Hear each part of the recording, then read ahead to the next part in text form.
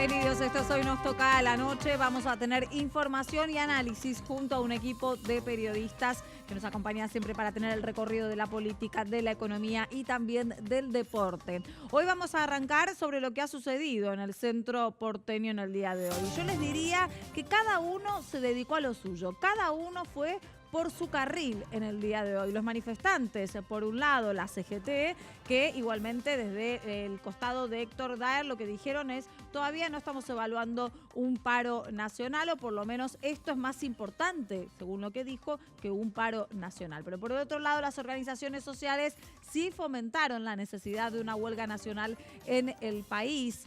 Y dentro del Congreso de la Nación también la oposición pedía constantemente que se traten 80 temas, una batería de leyes que querían estar. El quórum lo consiguieron, vamos a ver por qué, pero no pudieron aprobar ninguno de los tratamientos que querían realizar. ¿Qué pasó con el gobierno? Porque les venía comentando, cada uno iba por su lado. El gobierno del propio Mauricio Macri fue quien dijo que es el momento de seguir por el mismo camino que hay que seguir y que viene implementando el gobierno de Cambiemos. Otro de los temas del día que vamos a evaluar con Nicolás Luca es la presentación, el informe ante la bicameral en el Congreso de la Nación que realizaron el director de la Agencia Federal de Inteligencia, Gustavo Arribas, y su segunda, Silvia Magdalani, acerca de una supuesta red de espionaje ilegal. Allí hubo enfrentamientos entre la oposición y el oficialismo.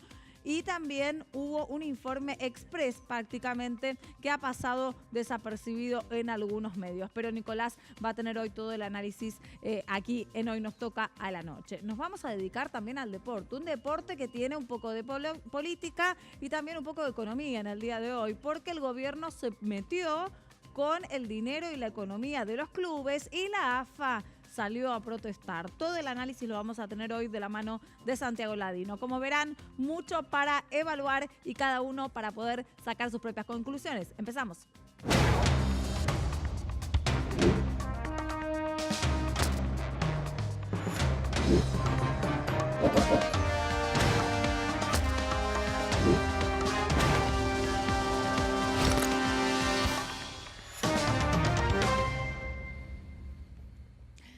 Bueno, empezamos el programa de un día que fue caótico para todas las personas que querían estar o tenían que hacer algún trámite, quizás en el centro de la ciudad de Buenos Aires. Empezamos dándole las buenas noches a Nicolás. ¿Qué tal? ¿Cómo estás? Buenas noches, Diana. Diego, buenas noches. Buenas noches. ¿Te tocó ir al centro hoy? Sí. ¿Y cómo fue? Ningún problema, porque entro en horario temprano donde no van los manifestantes y me regreso en horario tarde donde no están los manifestantes. Ya terminaron todas las protestas en ese horario, entonces. Sí, se van temprano, no se quedan hasta tarde en el centro. Bueno, vamos a evaluar un poco lo que sucedió en el día de hoy, ¿no? Cada uno parecía en lo suyo, ¿no? El gobierno por un lado, la CGT por el otro, las organizaciones sociales. Sí, yo no tuve tanta suerte. Congreso. No tuve tanta suerte como el compañero Falcone, me tocó estar en el centro de 11 a 14 horas. Fue un grato momento, tomarse el subte sobre todo. ¿Y te demoraste mucho? El tema no es tanto, o sea, sí, demorar, porque tenés que dejar pasar como 10 antes de poder entrar pechando con mochila y todo. Pero no, por suerte no hubo cortes de servicios subterráneos. Al estar cortado arriba, todo se iba por abajo. Entonces quedabas un poquito retrasado y apretado, pero nada del otro mundo, no hubo incidentes, o sea, fue todo bastante pacífico. La lluvia también ayudó para que se dispersara rápido, no ayudó al objetivo de manifestarse, depende de quien lo quiera ver. Pero sí, bueno, fue la conjunción de un montón de marchas. Si uno veía el mapa del tránsito hoy a la mañana, era más puntos rojos que otra cosa, por donde se concentraban. Había gente que se concentraba en Plaza 11, gente que partía de Maipú y Diagonal Norte, gente que salía de Constitución, de Retiro, de todos lados. Distintos motivos y distintos centros para manifestarse. La CGT marchaba hacia la Plaza de Mayo, obviamente, y después tenías a la corriente clasista combativa, al Polo Obrero y a Barrios de Pie que marchaban hacia el Ministerio de Desarrollo Social, donde pretendían acampar en medio de la 9 de julio. Y además hubo un corte sobre la autopista 25 de mayo en media mañana, 9:30, 10 de la mañana, que fue desalojado por la policía lo más rápido que se pudo, pero ya está, se colapsó el tránsito sin retorno. O sea, una vez que cortaste durante Lo que una pasa hora que una de esas tenía arterias, no bastante vuelve a la diálogo, normalidad. ¿no? Los manifestantes con la seguridad, y ese era un corte que no estaba dentro de los parámetros que habían evaluado entre las dos partes. Es que la autopista nunca está evaluado, y nunca está evaluado el corte total de ninguna arteria, mucho menos de una autopista. ¿Sí? Y aparte por una cuestión de seguridad de los propios manifestantes. O sea, en la autopista en la autopista 25 de mayo se circula a 80 kilómetros por hora. ¿Por qué? Es menos de 120 o de 100, porque circulan camiones. O sea, si vas con un camión cerealero doble acoplado, no frenás. Te parece un manifestante a la vuelta de la curva de Constitución. Pero bueno, los motivos de las manifestaciones, ¿por qué fueron al Ministerio de Desarrollo Social? Es porque el presupuesto de Desarrollo Social sostienen que no alcanza. Recordemos que es el presupuesto más alto del presupuesto del gobierno nacional. No estaría, según ellos, no alcanza para los planes sociales, para los planes asistenciales. Dejo de lado cualquier análisis sobre si corresponde o no corresponde la forma de reclamo. Fue un gobierno que en un principio iba a limitar los planes sociales, o por lo menos eso es lo que sí, no decía, fue lo que ocurrió. pero después no fue lo que ocurrió. Exactamente, no fue lo que terminó ocurriendo. Los planes sociales siguen vigentes, es más, se han ampliado y universalizado y blanqueado en muchos casos. El tema es que, bueno, obviamente con la inflación no deben de alcanzar. Está claro que 1.000 pesos de hoy no son 1.000 pesos de hace 6 meses ni de hace 3 meses. Y teniendo en cuenta que la inflación, bueno, Diego, vos nos vas a poder ayudar bastante, que se está viendo mes a mes, porque en realidad la que se ve evaluada en un principio para el año se ve modificada al menos por el panorama que tenemos de enero a febrero. A ver, la inflación, que es muy negativa para el gobierno en muchos aspectos, acá lo ayuda. Cuando vos tenés jubilaciones que van por movilidad, ajustan rápido, pero los planes sociales o las pensiones, acá lo determina el gobierno, y lo que hace es dejar pasar el tiempo, y con una inflación que acumula 3 en enero, casi 4 en febrero y va para 4 en marzo, se diluye bastante dentro del presupuesto. Sí. Por el otro lado tenías la manifestación de la CGT, que era por problemas obvios, ¿no? Las suspensiones que hubo en distintas plantas. La mayor participación, mayor reclamo hoy venía del sector de la Unión Obrera Metalúrgica por el tema de las plantas automotrices, y se comieron todas las chicanas habidas y por haber por todos lados de los que estaban en contra de la manifestación y de los que están a favor del reclamo, diciendo, se acordaban un poquito tarde, estamos en el año electoral, muchachos. No tuvo mucho éxito desde el punto de vista de impacto la movilización de la CGT. Sí se movilizaron, obviamente, ahí vemos las imágenes, estuvo varios sectores de la bancaria. La bancaria siempre se moviliza. La bancaria siempre se moviliza, y más si se hace en el centro, queda bastante cerca, pero el reclamo central venía por el lado de las suspensiones en puestos fabriles metalúrgicos, que son los más afectados en lo que va del año por la recesión.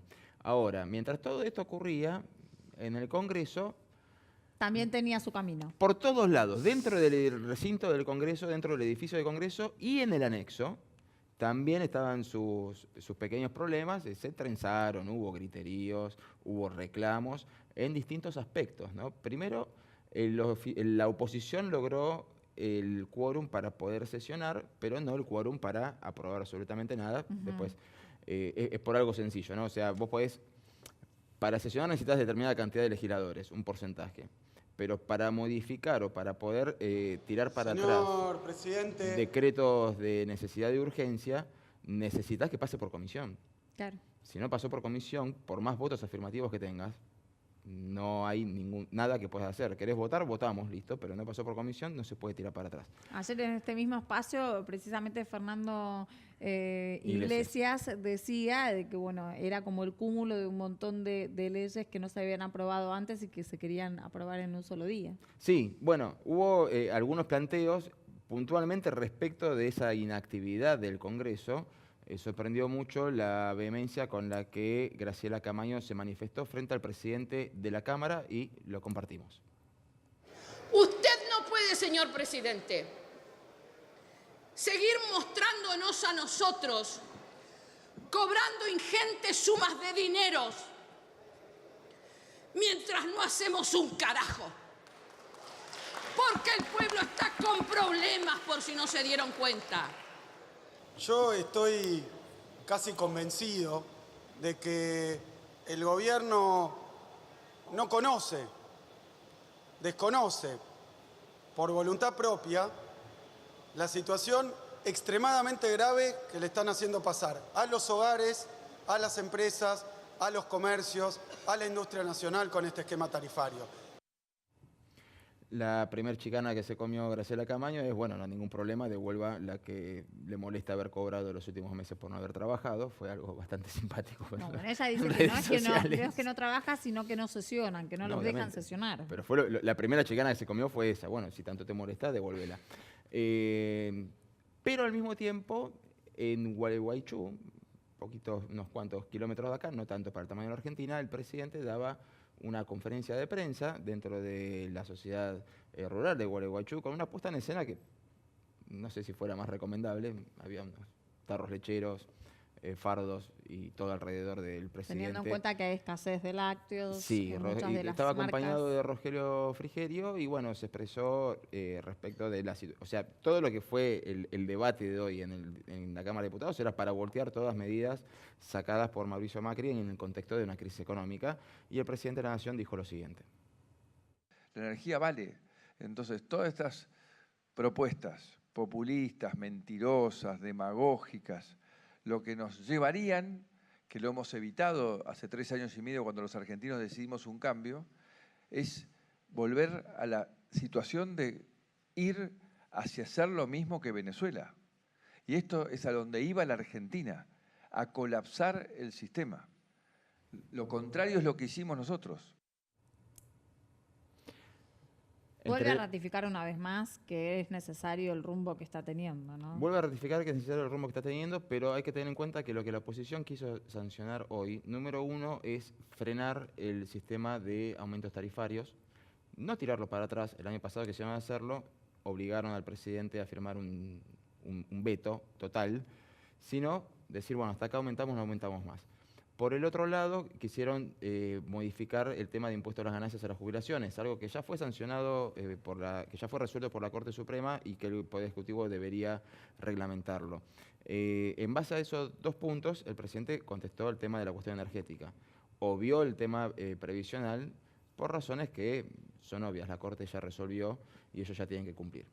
Bueno, también llamó la atención en todo el contexto que nos venía comentando Nicolás recién, ¿quiénes dieron el quórum en el día de hoy en el Congreso? Porque teóricamente el llamado, por decirlo de una forma, a todo el sector que integra Cambiemos, en el día de ayer, el llamado político, si se puede decir, se trataba de el no dar quórum. Ir, por supuesto, a presentarse en el Palacio del Congreso y estar, pero no dar quórum en el recinto. Se quedaron parados al lado de las butacas. De las butacas, hasta que uno no se siente, no da quórum. El tema es quiénes dieron quórum en el día de hoy. Y lo dieron Olmedo, sí, que es integrante de Cambiemos, y lo dieron también Teresita Villanueva, que es integrante del espacio de Martín Lustó, y también Carla Carrizo, que también integra el espacio de Martín Lustó. Hoy por la tarde, uno haciendo consultas políticas por un lado y por el otro, de qué es lo que sucedió, por qué el espacio de Martín Lustó, siendo que está figurando como posible candidato a vicepresidente, da quórum, siendo que Cambiemos pidió otra cosa en el día anterior, y siendo que acá al lado tuyo, Fernando Iglesias, en este programa, en este mismo programa, dijo que era imposible la ruptura de Cambiemos, que no la veía viable.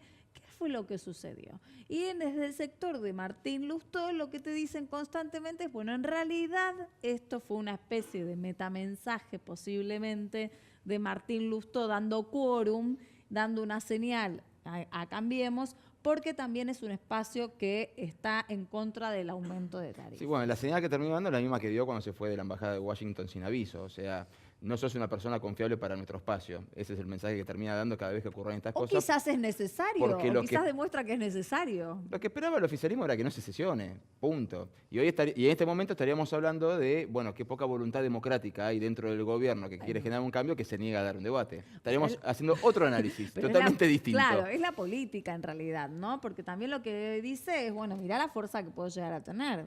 Sí. Ojito al piojo, como dicen por ahí. Con un bloque bastante pequeño, sí, obviamente. Vos podés, faltándote 2 o 3 votos. De hecho, el kirchnerismo tuvo que salir a buscar a Tailade, que estaba en la reunión de la bicameral de inteligencia, que eso fue otro escándalo y te lo dejo para otro bloque.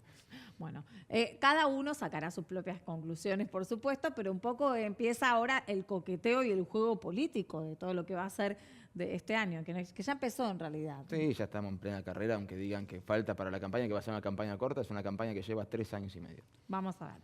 Bueno, y otro de los temas también que tenemos que ver es si todo este caos, Diego, yo me pregunto, no me pongo a analizar, todo este caos y viendo cómo se comportó y el dólar, los mercados y demás, ¿tienen que ver?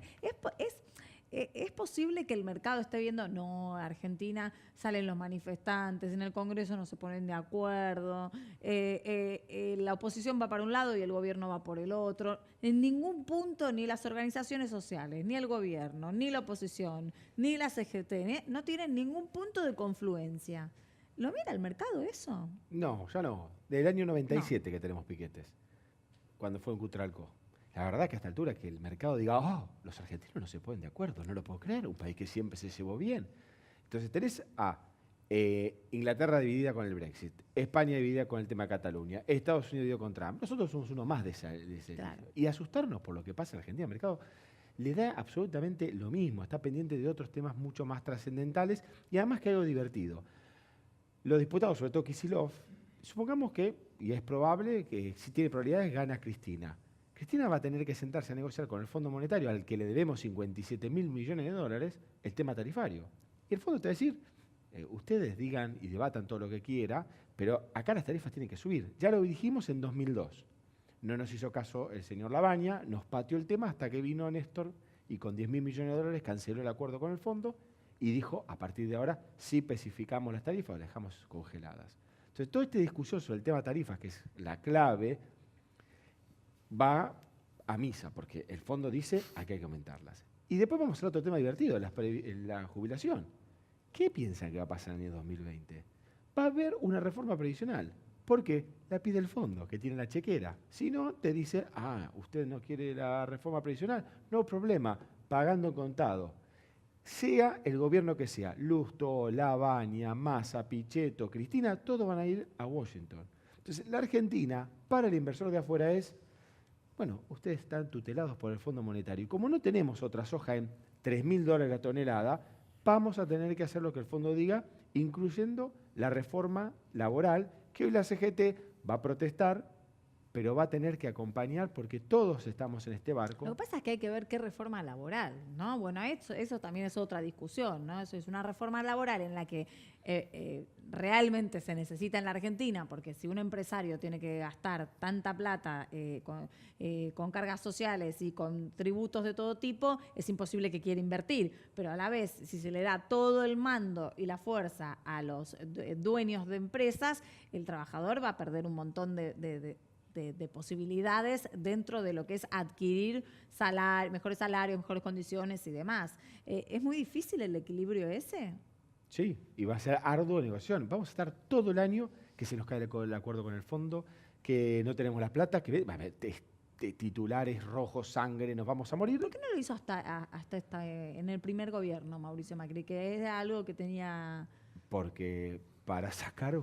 Dinamitaron la plaza de los dos congresos, ¿no? No, yo ya le digo al que gane la Ciudad de Buenos Aires, sea Larreta o Mario Recalde, vayan estoqueando baldosas, porque si la reforma del año pasado destrozó la del Congreso, acá lo que va a ser el año que viene de discusiones en el Parlamento, hay Camaño se va a justificar el sueldo, porque van a trabajar, porque estas leyes van a tener que salir sí o sí, a menos que quieran hundir a la Argentina, que ahí no coincido con el presidente. Argentina no va hacia Venezuela porque el aparato productivo lo maneja el sector privado y no el público como es en Venezuela. Claro. Pero más allá de eso, el año que viene van a tener que sacar esas leyes porque no van a hundir al país en una de no pagar con el fondo. Argentina le siguió pagando el fondo después del 2002. Entonces, ni aún los más guapos, como el señor Rodríguez A., dejaron de pagarle al fondo. Claro. Entonces, y el gran revolucionario de aquel momento, 2016, que fue Néstor Carlos Kirchner, pagó cash los 10.000 millones de dólares. Ahora digo, el tema de las tarifas, ¿no? Que siempre es algo que uno, escucha tarifas y prende una luz extra para ver si les van a venir próximos aumentos. El presidente, por un lado, dice, la tarifa es lo que vale. Necesitamos llevar la tarifa a lo que sale. Y por el otro lado, la oposición en el día de hoy que dice, no, nosotros le queremos poner freno a esto. De hecho, acompañaron diputados que no tendrían que dar quórum y dieron, ¿no? ¿Es posible ponerle freno a la tarifa en el día de hoy? Imposible, a menos que vayamos al desabastecimiento. Mira, un dato. Hoy la energía eléctrica, el gas, insume 54.000 millones de pesos de subsidios para que los hogares no paguen tarifa plena. Ahora, si el dólar se mantiene en promedio todo el año en 42, si el dólar salta a 45 promedio en todo el año de punta a punta, ya estamos hablando de que necesitan otros 13.000 millones. Supongamos por una gran decisión de la diputada Camaño se congelan las tarifas, salta el riesgo país, mayor dolarización, el dólar se va a 50, salta más el déficit fiscal. ¿Y con qué lo pagamos? Porque el fondo no te va a dar más plata. Vamos, acá la Argentina ha entrado a partir del plan del fondo de 57.000 millones de dólares. Esta es la ventaja que tiene el fondo. Al prestarnos tanto, puede imponer más condiciones que si nos hubiera dado menos plata. Claro. Entonces, y Argentina termina teniendo un plan económico por el fondo. En 5 años vamos a ver si esto fue bueno o malo. Claro, ¿era la única alternativa? Para los que sufrimos el año pasado, sí. Cuando lo que se dice el sudden stop, que se te corta el financiamiento, el crédito, no more money. Entonces el político, o incluso también el quien sabe de economía, como Axel Kicillof, que estaba también sentado hoy en el Congreso de la Nación pidiendo un freno a todo lo que sería las tarifas. ¿Es una cuestión para lo que se dice para la tribuna? ¿O es una cuestión electoral? ¿O es una cuestión que podría tener alguna alternativa? No, yo te firmo que si Kicillof es el próximo ministro de Economía, lo vamos a ver hablando de la herencia de Macri y de tener que firmar unas tarifas que van a ser mucho más altas, porque encima cuando asuma un gobierno donde él sea ministro de Economía, el mercado le va a poner el tipo de cambio más alto. Después hará un excelente gobierno, buenísimo, bajará el tipo de cambio, pero de movida el tipo de cambio no va a ser el que tendría si ganara Macri o otra alternativa no populista. Ahora, yo realmente entiendo, ¿no? La situación de que las tarifas, bueno, si tienen que aumentar porque es lo que sale, lo que hay que pagar. Pero llega un momento en que ya no hay más plata.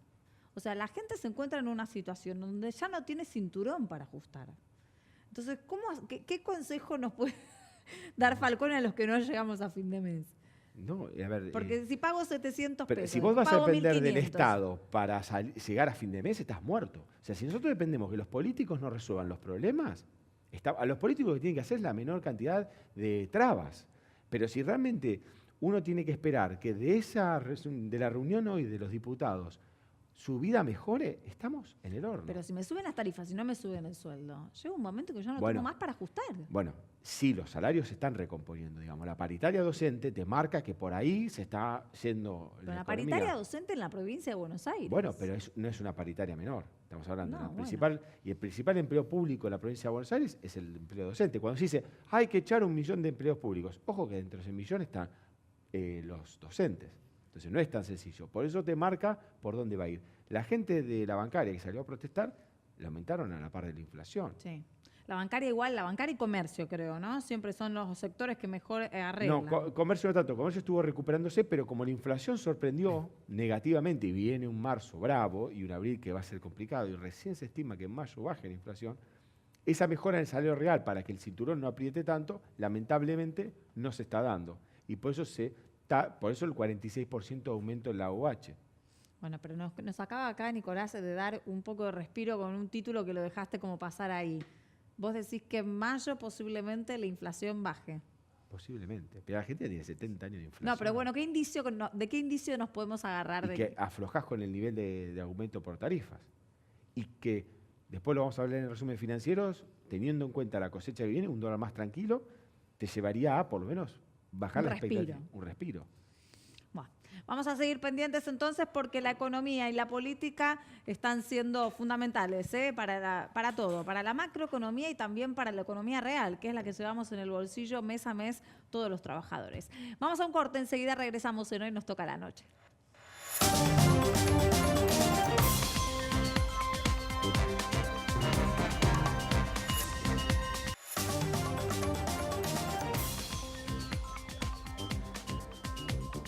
Y no podemos parar con el análisis de la economía, así que vamos a tratar de ampliar la situación en un resumen financiero en el que tiene un poquito de todo, como veníamos mencionando, Diego, pero ¿en qué cosa hay que poner y prestar atención en el día de hoy? Le hablábamos durante semanas que tenía Sí. que subir la tasa de plazo fijo. Finalmente llegó el día. Podemos decir que tenemos... Pero ¿subió convenientemente o tímidamente? No, subió un 3,5%, digamos, la tasa, lo que se dice la BADLAR, que es una tasa promedio para depósitos más de 1 millón de pesos. No es para usted, no es para mí, no es para vos, Diana, pero es la tasa de referencia sobre la cual se miran los bancos a la hora de prestar. Entonces, como vemos, la tasa terminó en 48,5, un dólar que subió unos centavos, subió 54 centavos. Pero subió, siendo el dólar subió, pero en el resto de las monedas de países emergentes no sucedió lo mismo. ¿Eso porque por algo nosotros es o no? Somos diferentes al resto. En realidad, lo que venimos observando en el mercado de cambios es que hay no un problema de demanda. Lo que vimos el año pasado fue mucha gente tenía Levax, estaba en pesos, se dolarizó. Ya no quedan más argentinos sin dolarizar. No es que alguien se enteró de que la Argentina está en problemas y tiene que ir a comprar dólares. Lo que estamos viendo es un tema de oferta. ¿Hay dólares de la cosecha? Bueno, hoy se liquidaron entre 70 y 80 millones de dólares, por debajo del nivel que vimos a fin de la semana pasada. O sea, un jueves como este de la semana pasada se habían liquidado 140. Por eso el dólar caía. Como se viene liquidando poco, por diferentes razones, nada para alarmarse, tenemos esta suba. Claro. Lo importante es el dato de este 48,5 de la tasa de plazo fijo. La tasa para depósitos de más de 20 millones de dólares de mayorista ya está en 50. Ajá. Y es el mayor diferencial que hemos visto entre los plazos fijos minoristas y mayoristas se está dando en este momento. O sea, si sos empresa, si sos un inversor institucional, te están pagando bastante bien. Al minorista, como siempre, al furgón de la cola. Ahí eso es otro tema. Bueno, pero ¿qué es lo que sucede entonces en los diferentes bancos? Bueno, antes le recomendaban camine, señora, para buscar precios. Bueno, ¿Y ahora? por suerte no, llegó la tecnología, navegue por internet y vamos a ver... Escucha a Diego Falcone. Claro, sí. Navegue, señora, señor, joven. Vamos a lo que es los de más abajo, los bancos que están pagando menos. A ver. Banco Provincia subió, como verás, todos subieron. Estábamos más en el área del 36 y todos se acercaron finalmente al 40 o lo pasaron.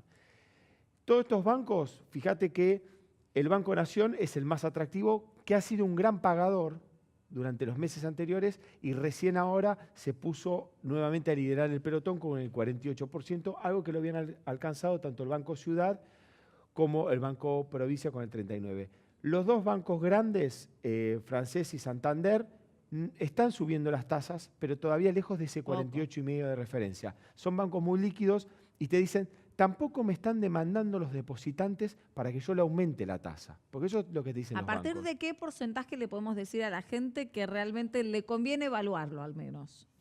Yo creo que todo lo que es, tiene que estar lo más cerca posible del 50%, claro, por la inflación anual mensual que vamos a tener en el mes de marzo. El detalle en el banco hipotecario, como es un banco tradicionalmente que da préstamos hipotecarios y son atados al UVA, están dando buenos créditos UVA, depósitos UVA, atados a la inflación. Ahí pregunte porque puede conseguir una Podría ser oportunidad. interesante. Estos son algunos, pero hay otros bancos también. Ahora vamos al pelotón de los más divertidos, los que estuvieron pagando un poco más. Fíjate, Galicia 43,45, sí. Banco Macro 45,5 y acá empezamos HSBC promocional 49 y Superbiel y ICBC ya directamente 50. Claro. Pues sí, bueno, ¿qué promoción? ¿Cómo puedo calificar? Bueno, la gente de Superbiel, bastante accesible, te piden mínimo 80.000 pesos.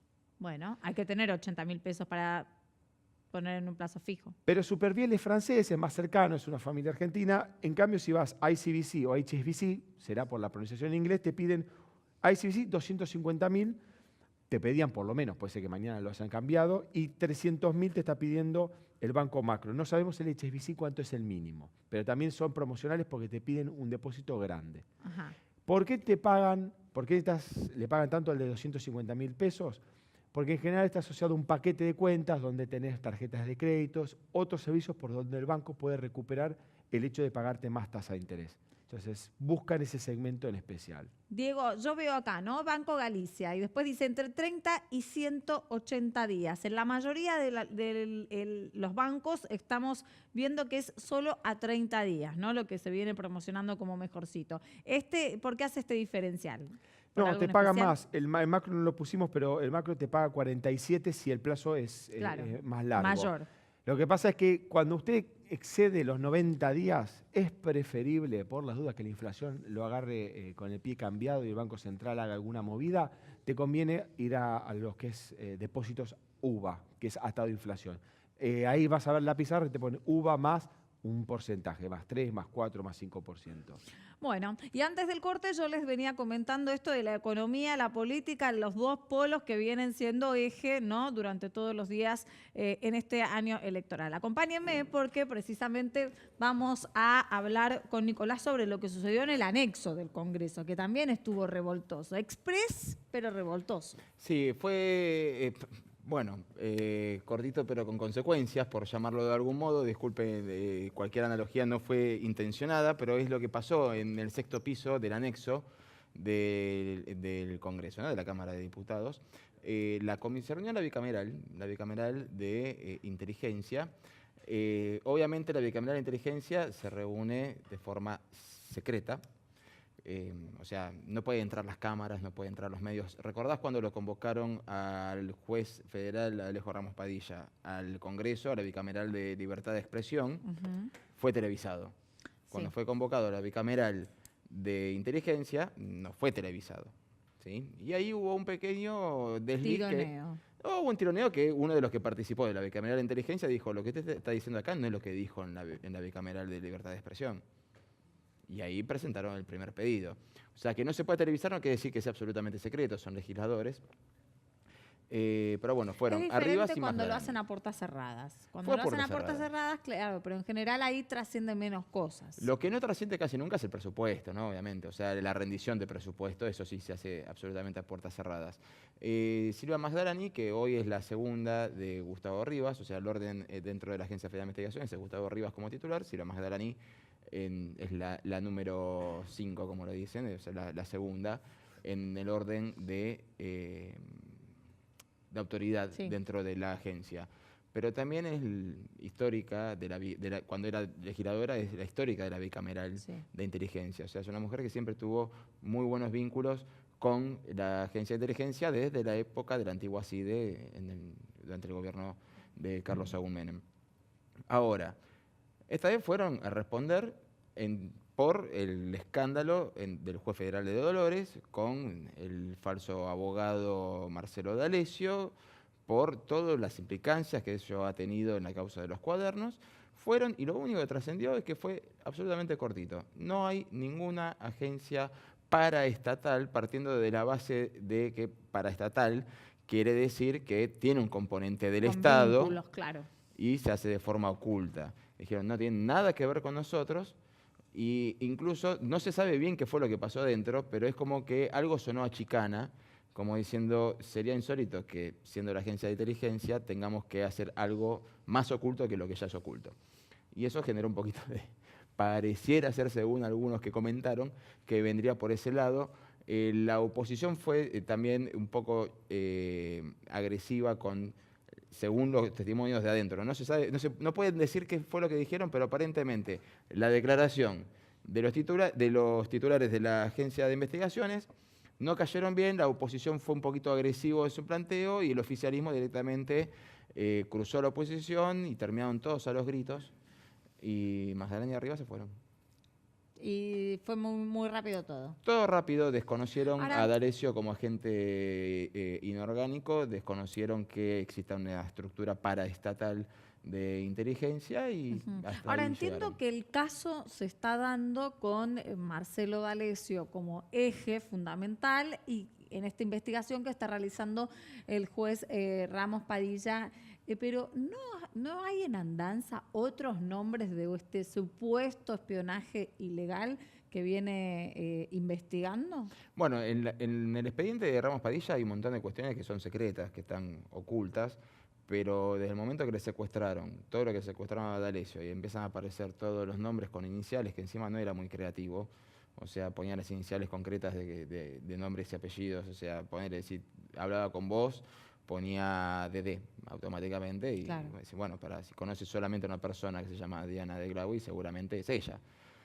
Así anotaba las cosas y usaba cuadernos y dale con la gente que usa cuadernos. Bueno, yo sostengo que es generacional. No, obviamente, pero es nacional, pero no aprenden. Entonces hay un montón de nombres que nosotros desconocemos, que Ramos Padilla utiliza como carta, diciendo, ojo, que yo tengo todas estas cosas que ustedes no saben y yo sí. Y llega un momento que uno dice, bueno, ¿qué es lo que realmente tenés? Porque si yo estuviera imputado, quisiera tener acceso a esa información para poder ejercer mi derecho a la defensa. Y ahí tenemos otra vez el bononqui con Stornelli, porque Ramos Padilla le dice, mire, usted está imputado, usted quiere tener acceso a la causa, preséntese, si no se presenta no puede tener acceso a la causa. Entonces no sabemos qué es lo que pasa es que adentro de la entra en un causa y menjuje seguimos así realmente con la justicia en la Argentina sin situación. saber qué es lo que está pasando con más nada. que nada porque uno dice que bueno que hay secretos que no se pueden dar a conocer, pero por el otro lado Ramos Padilla se presentó al Congreso y comentó un montón de situaciones que supuestamente no estaban válidas como para comentarse en público. Es que eso fue lo que marcó uno de los integrantes de la bicameral de inteligencia, diciendo lo que usted nos está diciendo acá no es lo que dijo en la bicameral de libertad de expresión. Claro. Y por otro lado hubo, puntualmente Stornelli, dijo lo que el juez federal dijo en público no lo puede decir en público, menos si hay secreto de sumario. También. Bueno, Es sí, verdad. obviamente lo dijo. Sí, En este programa creo que lo dijo acá con nosotros. En este el programa lo Instituto dijo el Nacional. doctor Rivas, exactamente. Pero bueno, fue cortito, pero generó un escándalo tremendo porque los gritos se escucharon en todo el edificio. O sea, no es que salieron de adentro y dijeron, che, esto terminó los gritos. O sea, de otros pisos dijeron, no sabés cómo terminó el sexto piso, pero un escándalo tremendo. ¿Y el paso siguiente? El paso siguiente es, bueno, si los titulares de la agencia de inteligencia te dicen, nosotros no tenemos absolutamente nada que ver con esto, no se puede profundizar mucho más dentro de la estructura de inteligencia. Porque es secreto. Porque es secreto. Entonces, ¿cuál es el paso siguiente? Y hay que esperar a que se levante el secreto de sumario en la causa de Ramos Padilla y ver qué es lo que decide. Hoy, el paso siguiente es esperar qué es lo que decide el Procurador General de la Nación, el Consejo de Disciplina respecto de Stornelli y cómo se termina destrabando la causa de Ramos Padilla, porque hoy estamos hablando a ciegas. Bueno, pero no todo es política y economía. Presta atención a lo que tiene Santiago Ladino para contarnos en el día de hoy. Les anticipaba algo en las ventas. Buenas noches, Santiago. Buenas noches, Diana. Bueno, ¿cómo es esto de que el gobierno intenta meterse un poco en la economía de los clubes, salta la AFA a protestar? Así es. La AFA le mandó una carta al gobierno criticando el aumento por los aportes patronales y las retenciones a los clubes. Durante esta semana, en el boletín oficial del gobierno, se anunció que se modificó el decreto 1212 vigente del año 2003, donde va a haber menos beneficio para la AFA y por ende para los clubes de las categorías profesionales, que sería la primera A, la B nacional y la B metropolitana. Ahí vemos el comunicado. ¿Esto qué significa? Los clubes siempre pagaron una alicuota por venta de entradas, transferencias a futbolistas, derechos de televisación. La alicuota que pagaban era del 6,5%. Sí. Hoy por hoy, el gobierno, modificando este decreto 1212, van a pasar a pagar 7,25%. No hay mucha diferencia. No hay mucha diferencia. Pero ¿qué pasa? Seguramente montos deberán ser montos increíbles, Por ¿no? supuesto pero no que- hay mucha diferencia. Por supuesto que si hablamos de Boca o River, con la caja que mueven, los montos son muchísimo más altos que otros equipos de otras categorías. Pero en definitiva, no es que fue un aumento en relación a la inflación que hay en el país, Claro. como lo han sufrido otros sectores. Claro. Eh, Se quejan porque tienen que aumentar el 1%, siendo que no es un sector que se vio muy perjudicado en este sentido, porque no aumenta como aumenta la inflación. No, por supuesto, no está justamente paralela a la inflación que sufre el país y que de hecho la están sufriendo un montón de otros sectores. Lo que entiende el gobierno es que del 2003 a la fecha hay una diferencia abismal en lo que los clubes perciben. A ver, ¿por qué? Hoy por hoy los clubes se dan el lujo de comprar jugadores por 15 millones de dólares, Claro. 10 millones de dólares, cosa que del 2000 para atrás esas cifras no existían. Claro. Hoy por hoy hay mucho más público a pesar de la crisis hay más público en los estadios. Los derechos de televisación antes eran uno solo, torneos y competencias, por ejemplo. Ahora son por internet, streaming, se abrió muchísimo. Y eso también es pago, ¿no? Es como una inyección de más dinero. Es una inyección, es un tubo donde le entra muchísimo más dinero al club. Claro. Hay muchísima más venta de jugadores, hay mucho más movimiento de futbolistas. Esto significa... Hay clubes que están viendo de agrandar sus estadios o de hacer estadios nuevos, por favor. O sea, para meter más gente. Justamente para meter más gente. Por eso digo, acá nadie va a salir a defender al gobierno por este 1% de aumento, ni se va a poner a tomar posición. Simplemente me gustaría que justamente razonemos cuál es la queja de la AFA ante un 1% de aumento. No quieren perder ningún beneficio, No Santiago. quieren perder ningún beneficio y tengamos en cuenta que este decreto protege y va a seguir protegiendo a los clubes porque tienen un montón de impuestos, beneficios y subvenciones, pero este 1% los irritó muchísimo y, como te decía, el gobierno interpreta que del 2003 a la fecha hay una diferencia abismal de dineros que se manejan y de entrada de dinero. Por supuesto que los clubes como Vélez, River, Lanús y tantos otros que son clubes sociales con un equipo de fútbol también, porque hay otros que son un equipo de fútbol y no mucho más, pero estos que te acabo de nombrar tienen colegio, cada vez tienen más empleados porque también tienen muchísimos socios, entonces por supuesto que se ven un poco perjudicados, pero los clubes específicamente futbolísticos, como el caso de Boca, puntualmente, que tiene pocas disciplinas, exclusivamente se tiene que atener a adaptarse a este 1% y bueno, ¿Cuál es el argumento de la AFA? ¿Hay un argumento fuerte por el que se basa? Yo creo que la AFA simplemente está tratando de defender a los clubes en general, pero por una cuestión de represento a todos los clubes y quién mejor que yo para protegerlos y para sacar la cara por ellos. Pero la realidad es que hay que reflexionar muchísimo si estos clubes tienen derecho a reclamar por este 1%, teniendo en cuenta que en otros sectores está muy sufrido todo. Vamos a un corte, enseguida regresamos en Hoy Nos Toca la Noche.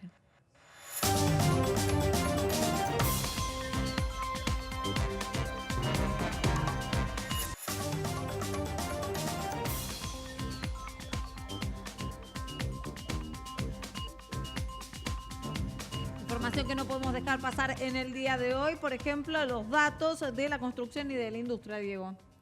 Vemos los que vamos a ver durante todo este año. La primera parte del año vamos a ver interanuales, es decir, viendo niveles, cómo estaba la industria o la construcción el año pasado contra este mismo periodo. Muy mal. Siempre. Por ejemplo, 8,3 subió, por ejemplo, en el mes contra mes la construcción, muy buen dato, pero interanual menos 5%. Vos igualmente siempre nos mencionás y nos enseñás que es mejor ver el mes a mes, si va mejorando o empeorando. Exacto, buscamos la dinámica. Cuando vos salís de una crisis tan profunda, lo que buscás es cómo estamos respecto al mes pasado. La industria, por ejemplo, te muestra que venís de 2 meses consecutivos de suba.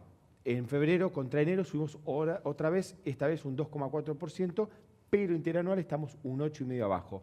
Particular es la automotriz que venía 2 meses consecutivos de suba, por lo que contaba Nicolás. En el primer trimestre acumulás una caída del 30% respecto al nivel del año pasado.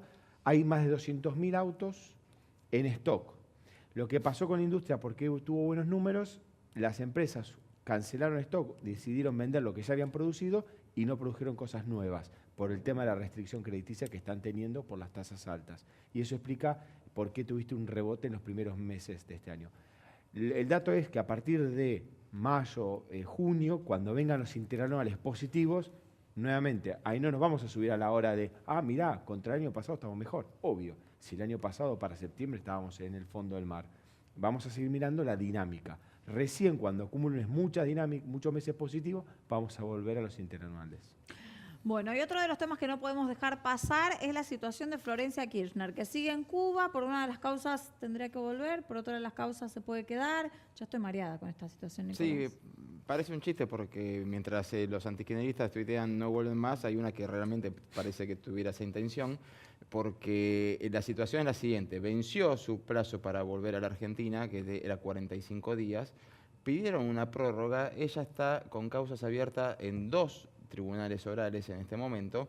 Uno de los tribunales la autorizó a quedarse 45 días más en Cuba, sin pedirle informe médico. Y el otro tribunal no se expidió al respecto. O sea, no expedirte quiere decir que yo te dije que vinieras hoy. Claro. Me pediste una prórroga. Está bien, el tribunal no me respondió. No te tengo que responder. O sea, si te respondo es porque te doy la prórroga. Okay. Si no te respondo, se considera como que te respondí negativamente. Entonces, ahora volvemos a hablar siempre de lo mismo, la falta de criterio unificado que hay en la justicia para cuestiones básicas como qué hacer con una persona con un tratamiento médico en el exterior. O sea, no es que estamos pidiendo que se pongan de acuerdo sobre cómo interpretamos un artículo de derecho comparado de Turkmenistán en Argentina. Sí, sí, sí. Estamos pidiendo algo tan básico sobre qué hacen todos los tribunales Ahora, cuando y en una este persona pide desacuerdo, quedarse en el exterior. Uno te dice que ¿qué sí, el hacen? otro te dice que no. Entonces, ¿tiene que volver o no tiene que volver? La pregunta del millón es cuando vuelva, ¿es detenida o no es detenida en Ezeiza? ¿Por qué? Porque uno le autorizó a quedarse afuera 45 días y el otro no. Para Entonces, uno está en rebeldía y para el otro no. bueno, habría que Y evaluar. una rebeldía en un proceso penal es captura inmediata. ¿Y en la captura inmediata no se tienen en cuenta los problemas de salud? Si yo te autorizo a que vayas 45 días afuera y vos no volviste a los 45 días, lamento informarte que te tengo que decretar la captura. No es el problema, no es que la vayan a detener. Estamos hablando de la falta de criterio en común que hay dentro de la justicia. Uno te dice que sí, el de al lado te dice que no. No estamos hablando de, dijo que sí, la justicia de Buenos Aires penal, la justicia federal penal de Buenos Aires, y dijo que no un tribunal de familia de Santa Cruz. Dijo que no el tribunal de al lado. Y dijo que sí, o sea, sí y no. Sí, bueno.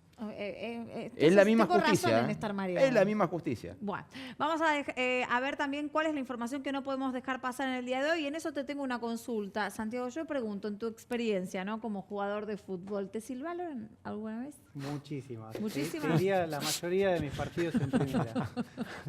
Pero ese silbido, Es más, ¿era no todo escucho mal bien, no o escucho bien todo por bien? todos los pitidos que siento de los silbidos. Te quedó un ruido blanco. Sí, sí, me quedó acá siempre, me desconaron el oído. La platea de Vélez es brava. Bravísima. de No, las pero peores. Y Las cuando más tiene gente, ni exigentes. hablar. ¿significaba rechazo siempre? Sí, sí, es que Y encima vos ibas por el carril, o sea que los tenías, no eras por mitad de la cancha, vos tenías que pasar y te es que escuchaban. yo prácticamente pegado a la línea Horrible. ¿Qué convivo se con siente el que te hincha. chifle de Nicolás Cabré? Y Jodido. pero va siempre, es un Sí, gran, sí, sí, es pero- un gran fan, lo mismo que Manuel Jorvillier y Gonzalo Heredia, son fanáticos de Bueno, Vélez no sos el y único, exigentes, muy exigentes. No Han sos vivido el la u- época de los 90 de Vélez, Sí. ganó todo y bueno, les Ya quedó. está, No no sos, vuelve no más, sos el pero- único al que silbaron. Exacto, porque Mauro Icardi volvió a jugar un partido oficial luego de más de 50 días ausente. Lo hizo en lo que fue la goleada por 4-0 ante el Genoa. Acá vemos el penal. Convirtió un penal y una asistencia. Lo pateó muy bien, por supuesto. La realidad es que la personalidad que tiene Icardi es increíble. Pero lo curioso, miren a la hinchada, miren a los tifosi. Ahí está el que maneja la hinchada con el parlante y les dice, no. Acá lo vamos a ver de vuelta. No lo griten, no lo canten. Silencio. Stop. Es la orden que dio el hincha cuando Mauro Icardi hizo el gol. La verdad que lo han Se tratado... tenían que poner contento. Lo han Yo ya, tratado- entre Florencia Kirchner, que no entiendo nada. Si va, si se queda, viene. Y esto que meten un gol y no pueden festejar, yo no entiendo nada. Lo han tratado muy mal en su regreso. Ya la antesala en la semana había sido hostil mediante un comunicado que habían elevado los hinchas, los ultras del Inter. Vamos a ver cómo lo tratan el próximo partido, que es este domingo ante el Atalanta. Seguramente va a tener que vivir otra hostilidad de parte de los barras que ya le han bajado el pulgar. ¿Lo pueden agredir? ¿Vos ves cómo pasa acá que le rompe los vidrios del coche? ¿O en Italia vos creés que tienen un límite? En Europa, en líneas generales, hay un límite, pero los A la agresión. italianos manejan otros códigos que parecieran a veces no estar dentro de Europa y dentro de ese lenguaje que maneja el europeo. Ok, ¿Qué estás queriendo entendimos. decir? Es que está Son un poco más picantes que ¿Sí? otros. Bueno, vamos Nosotros a... venimos de ahí también, algún ¿eh? día nos tendrías que contar, ¿no? Un poquitito. No, quiero que me explique. No, bueno, pero nos tenemos que ir, ¿eh? Porque se nos El Bari eran bravos, la Eran Puglia... bravos, la los Puglia Bari se nos sonó. Por eso te terminó, digo. se nos Cimento terminó el nervoso, programa. el ¿Puedo tifosi. saludarlos con las buenas noches? Buenas noches, señor. Buenas noches. Buenas noches, chicos. Buenas noches. Quiero los chismes para mañana Por del fútbol supuesto, italiano. obvio. Buenas noches a ustedes también. Mañana regresamos a las 23 con Hoy Nos Toca a la Noche, pero recuerden, a las 20:30 los espero con las noticias.